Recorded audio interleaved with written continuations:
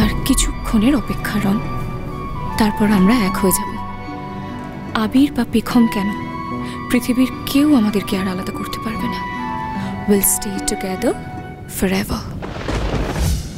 আবির পেখমকে তো দেখছি না, ওরা কোথায়? ওরা আর কোথায় যাবে? আবির তোর বউকে নিয়ে, আবির পেখমকে নিয়ে একটা দরকারি কাজে গেছে। তাই বলে দিদির বিয়েতে? এই বর এসছে, বর এসছে।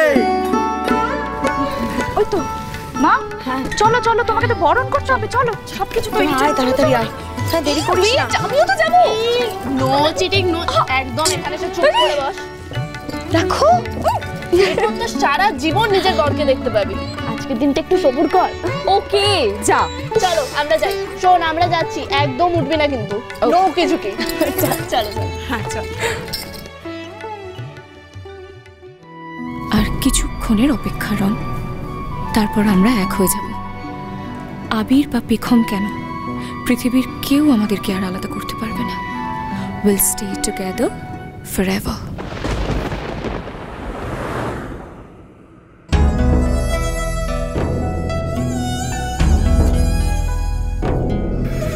কি হলো পেখম? আমি তো দিদি ভাইয়ের ভালো চেয়েছি আবির, কিন্তু সবাই তো আমাকে ভুল বুঝছে। আর তো কিছুক্ষণের ব্যাপার পেখম।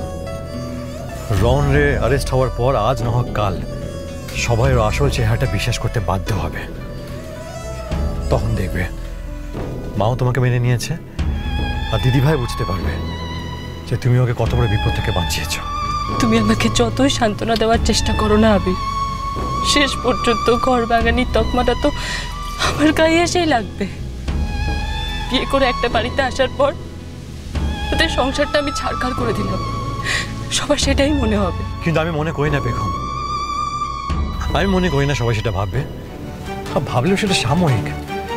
এই নিয়ে মাথা ঘামলে তো আমরা লড়াইটাই করতে পারবো না। আমি একদিকটা সামলাতে গিয়ে অন্য দিকটা হারিয়ে ফেলছি আবির।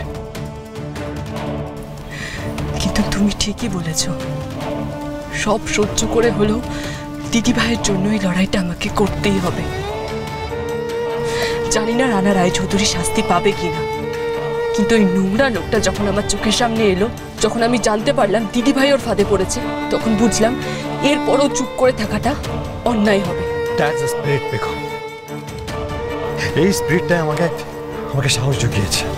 এটা ধরে রেখো, একদম ভয় পেও না, একদম দুর্বল হয়ে যেও না। আর আমার বিশ্বাস পেখম, সেদিন আসবে যেদিন তুমি আমাদের পরিবারের সবার খুব খুব আপন হয়ে উঠবে। ততদিন কেউ না থাকলেও তোমার আবির তোমার পাশে আছে, পাশেই থাকবে।